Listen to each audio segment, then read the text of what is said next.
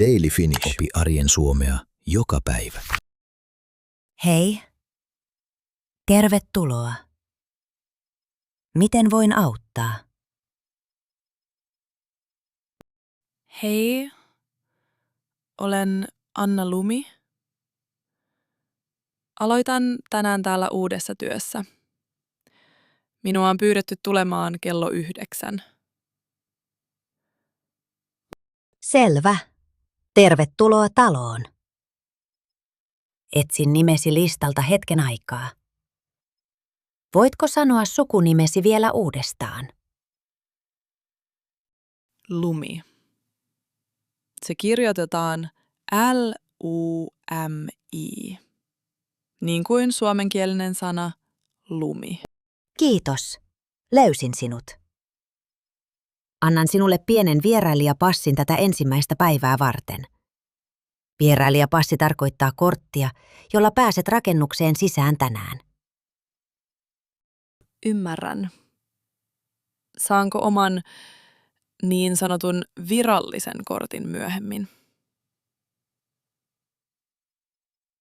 Kyllä saat. Oma henkilökorttisi tehdään yleensä ensimmäisen viikon aikana.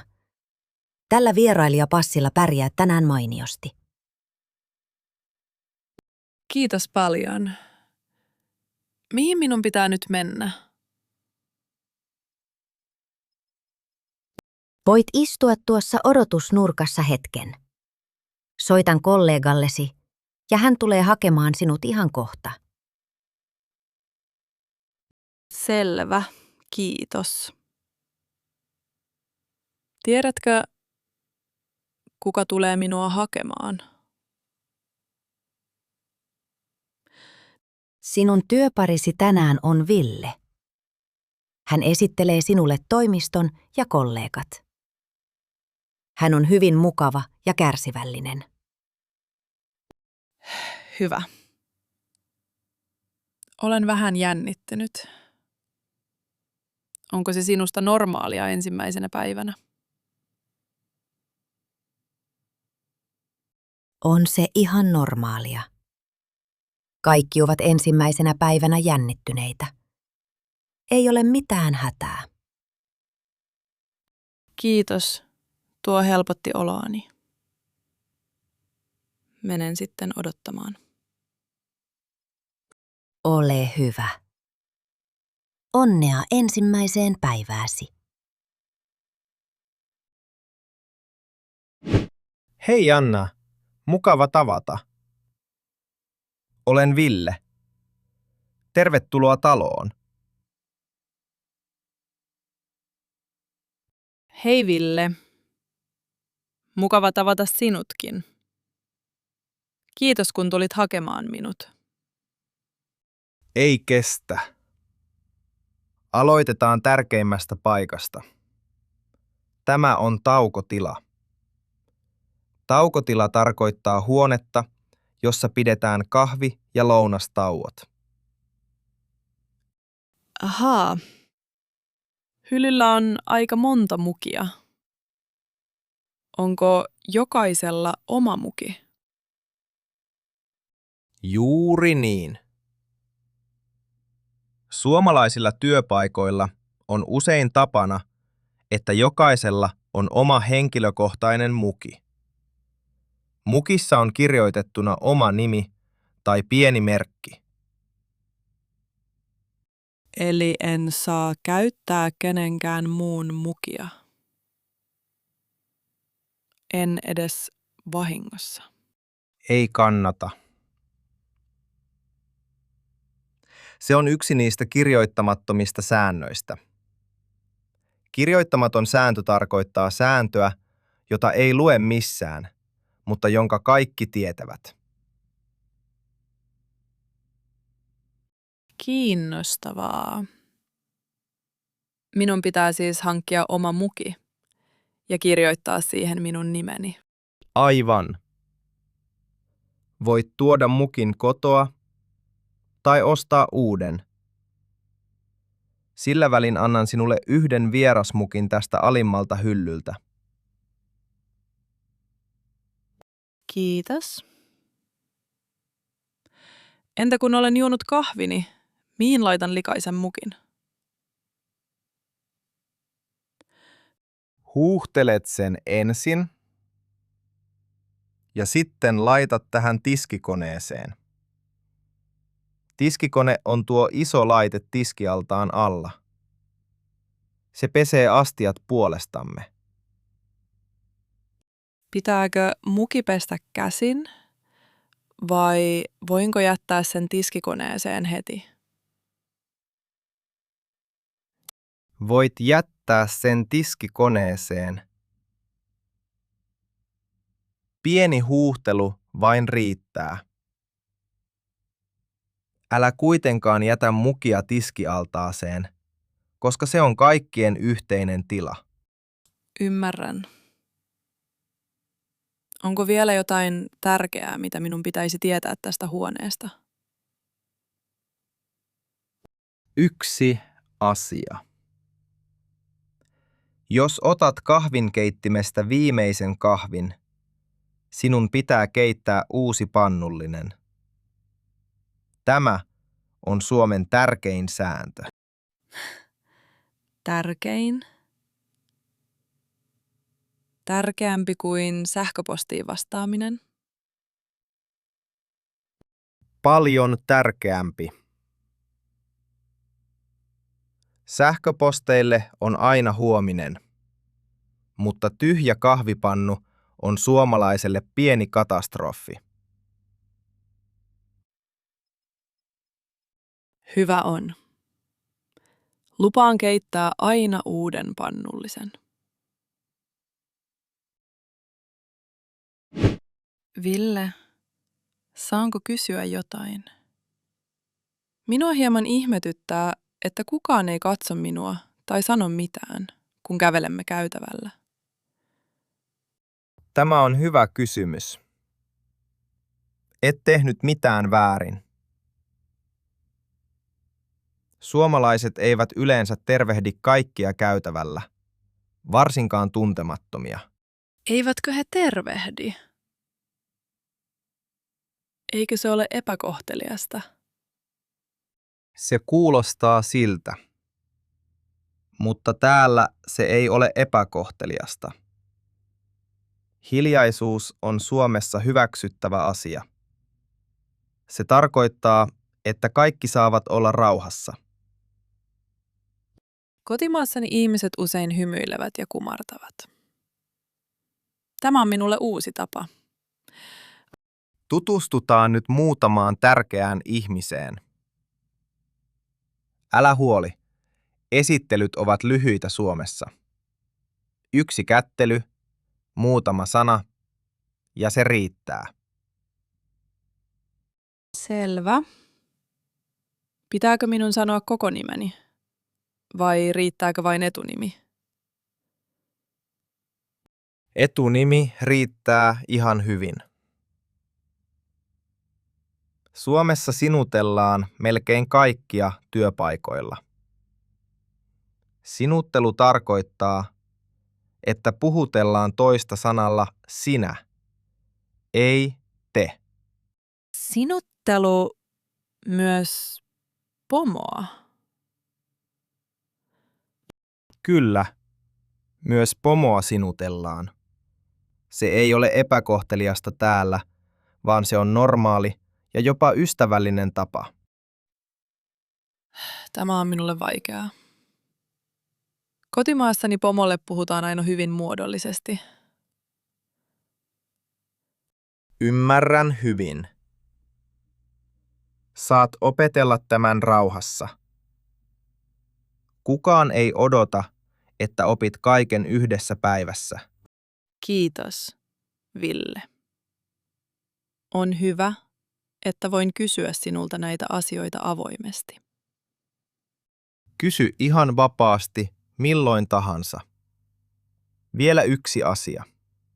Suomalaiset tutustuvat hitaasti.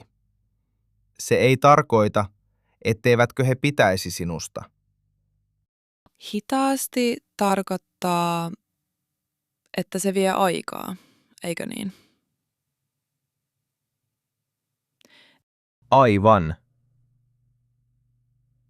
Ensin sanotaan vain moi. Sitten ehkä parin viikon kuluttua kysytään, miten viikonloppu meni. Pikkuhiljaa syntyy luottamus. Pikkuhiljaa. Pidän tuosta sanasta. Se kuulostaa lempeältä. Menemme nyt tiimipalaveriin. Palaveri tarkoittaa kokousta, jossa tiimi keskustelee yhdessä viikon töistä. Selvä. Mihin minä istun?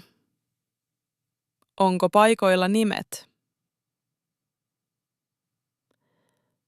Ei ole. Istu mihin tahansa vapaaseen paikkaan. Suomalaiset eivät yleensä määrittele istumapaikkoja palavereissa. Aloitetaanko palaveri esittelyillä vai jollain pienellä keskustelulla? Yleensä ei aloiteta. Suomalainen palaveri alkaa usein hyvin nopeasti, melkein heti. Pomo sanoo yhden lauseen ja sitten siirrytään asiaan. Ei lainkaan pientä keskustelua säästä. Vai jotain sellaista? Ei tällä työpaikalla. Se voi tuntua aluksi oudolta. Suomalaiset arvostavat tehokkuutta. Tehokas tarkoittaa, että käytetään aikaa hyvin, eikä turhaan. Tehokkuus. Hyvä sana. Onko esityslista yleensä etukäteen valmiina? On kyllä. Esityslista tarkoittaa listaa asioista, joista palaverissa puhutaan. Pomo lähettää sen yleensä päivää aikaisemmin sähköpostilla. Moi ei. En ole vielä lukenut tämän aamun esityslistaa. Onko se huono asia? Ei haittaa lainkaan. Tämä on ensimmäinen päiväsi. Kukaan ei odota, että olet valmistautunut palaveriin etukäteen. Hyvä. Mitä minun pitää tehdä palaverin aikana? Avaa läppäri ja kuuntele rauhassa. Voit kirjoittaa muistiinpanoja. Älä huoli, jos et puhu mitään. Kuunteleminen on myös osallistumista. Kuunteleminen on osallistumista. Pidän tuosta ajatuksesta. Se rauhoittaa minua heti. Mennään sisään. Istutaan tuohon nurkkaan. Niin näet kaikki muut ja näytön. Selvä, kiitos. Tulen heti perässä.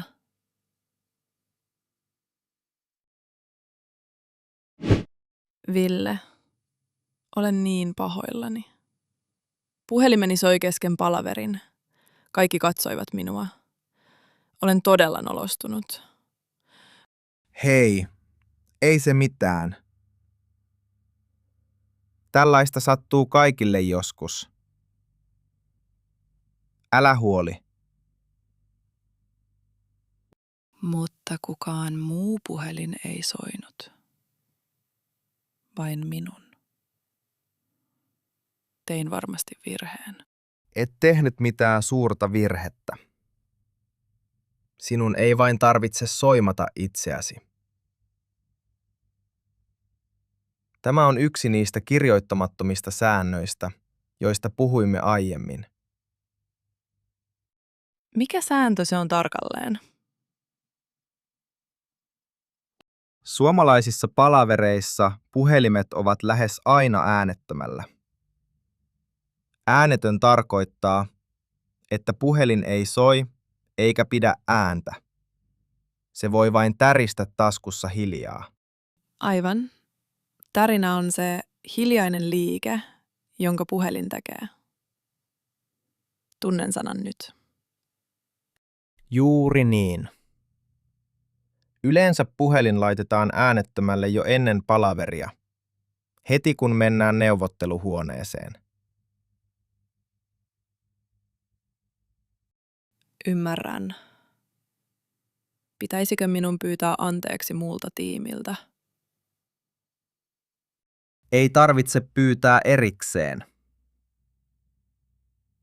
Riittää, että hymyilet ja sanot palaverin lopussa lyhyesti anteeksi äsken. Se on jo enemmän kuin tarpeeksi. Niin yksinkertaista. Eikö minun pitäisi sanoa pidempiä selityksiä? Ei. Suomalaiset arvostavat lyhyitä anteeksipyyntöjä. Pitkät selitykset voivat tuntua jopa kiusallisilta. Tämä on niin erilaista. Kotimaassani anteeksipyyntö voi olla pitkä ja muodollinen. Täällä riittää yksi sana ja yksi hymy. Älä murehdi. Kukaan ei muista tätä huomenna.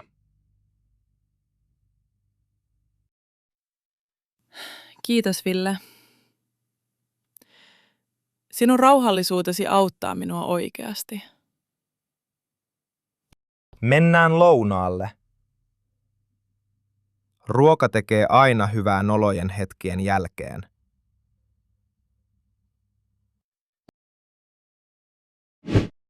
Ville, saanko sanoa jotain hieman outoa? Saat tietysti. Sano ihan vapaasti. Tämä ravintola on niin hiljainen. Lähes kaikki syövät yksin ja katsovat eteenpäin. Onko jokin asia vialla tänään? Ei ole mitään vialla. Tämä on aivan tyypillinen suomalainen lounastauko. Lyhyt, rauhallinen ja melko hiljainen. Onko se siis epäkohteliasta, jos haluan puhua sinun kanssasi syödessämme?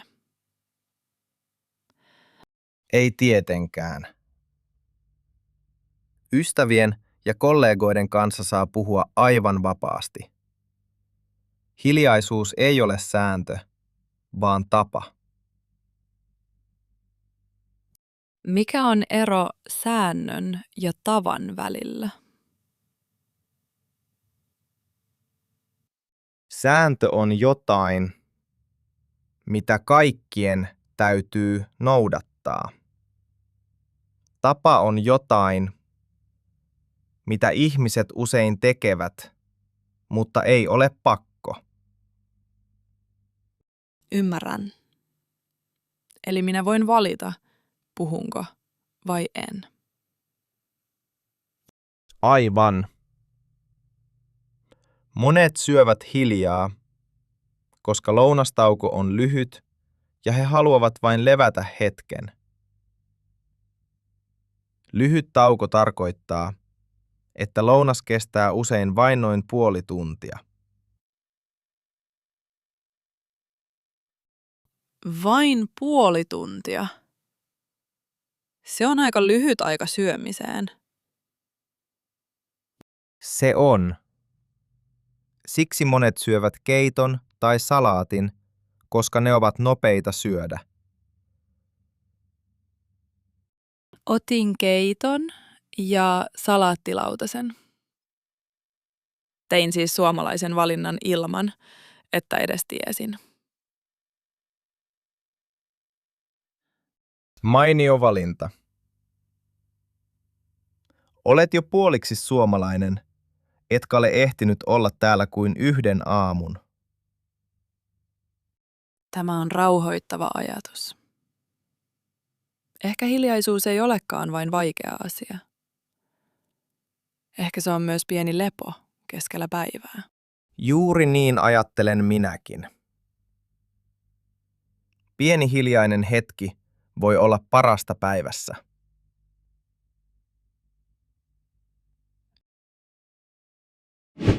Anna, luin sen lyhyen tekstin, jonka kirjoitit puolen tunnin aikana. Saanko antaa palautetta nyt? Tietysti. Otan palautetta mielelläni vastaan. Mitä mieltä olit? Rakenne on hyvä. Olet kirjoittanut asiat selkeästi peräkkäin. Mutta otsikko on liian pitkä ja 2 kohtaa toistuvat melkein samanlaisina. Voi ei. Onko se huonosti tehty? Pitääkö minun aloittaa kaikki alusta? Ei missään nimessä.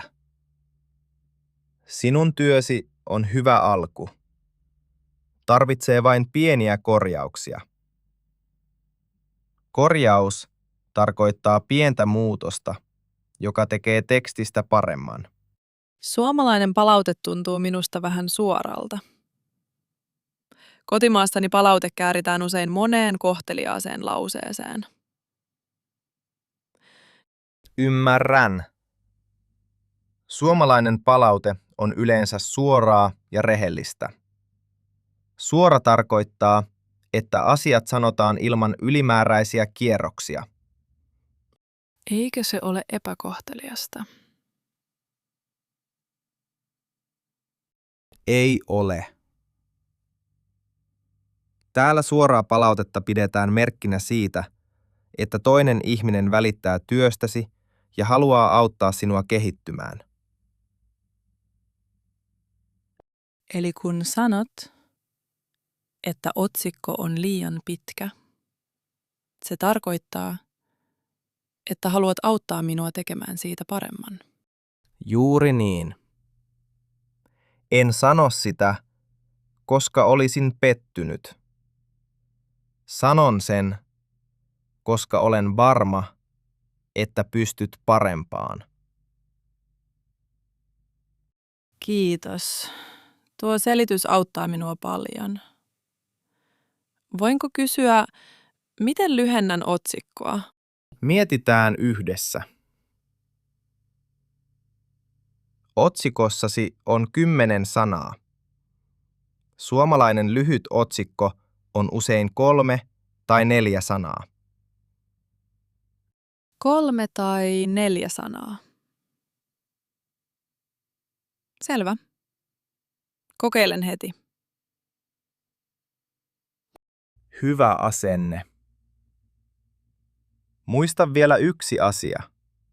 Suomalainen palaute on suoraa, mutta se ei koskaan kohdistu sinuun ihmisenä, vain työhön. Vain työhön. Ei minuun. Yritän muistaa sen. No niin, tämä päivä on lopussa. Sinä olet se uusi työtoveri, eikö niin? Hei, kyllä. Olen Anna Lumi. Tämä oli minun ensimmäinen päiväni täällä.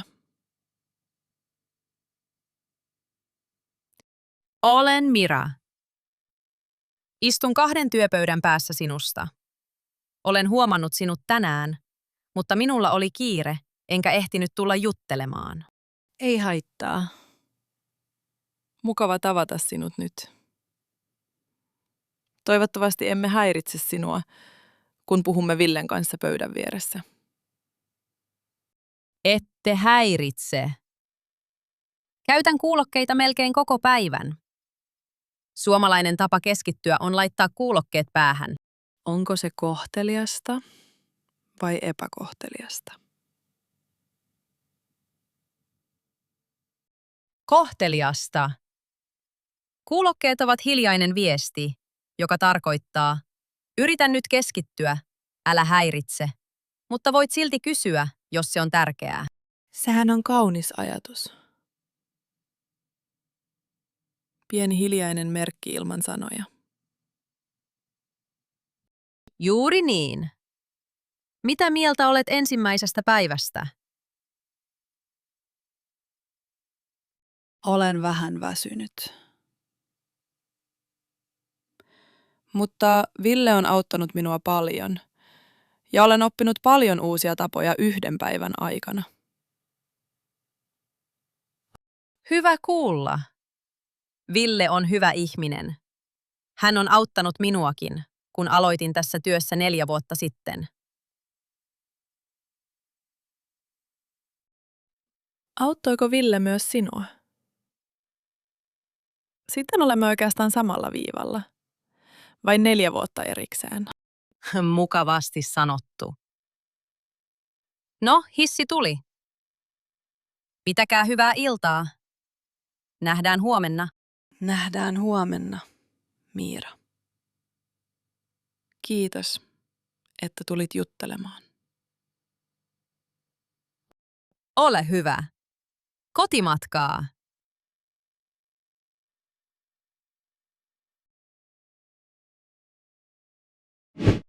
Ville, pomo lähetti mulle ensimmäisen sähköpostin tänään.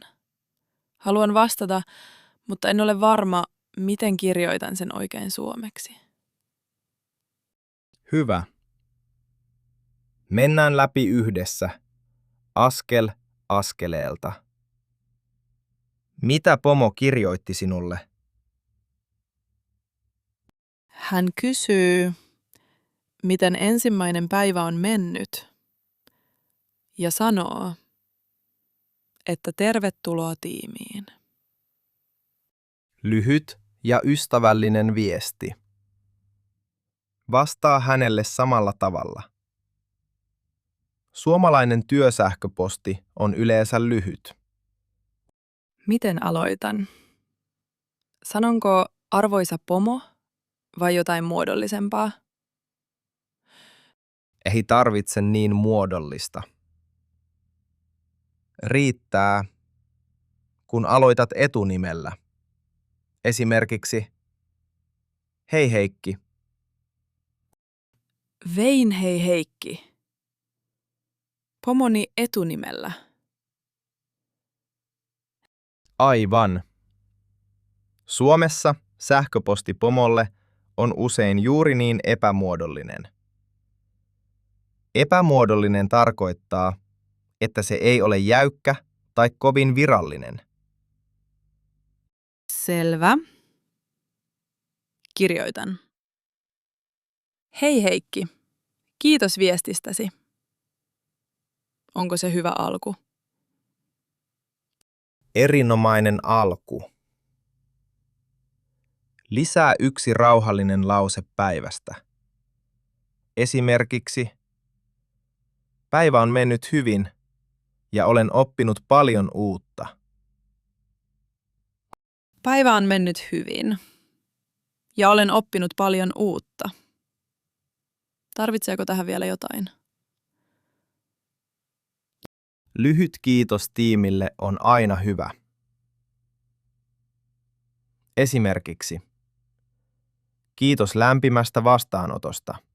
Lämmin vastaanotto. Se sopii hyvin tähän päivään. Miten lopetan viestin? Tavallinen lopputervehdys on ystävällisin terveisin ja sen alle oma nimesi. Voit käyttää myös lyhyempää, kuten hyvää iltaa.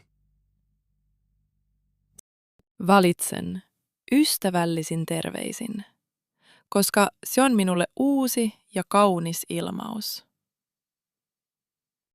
Hyvä valinta.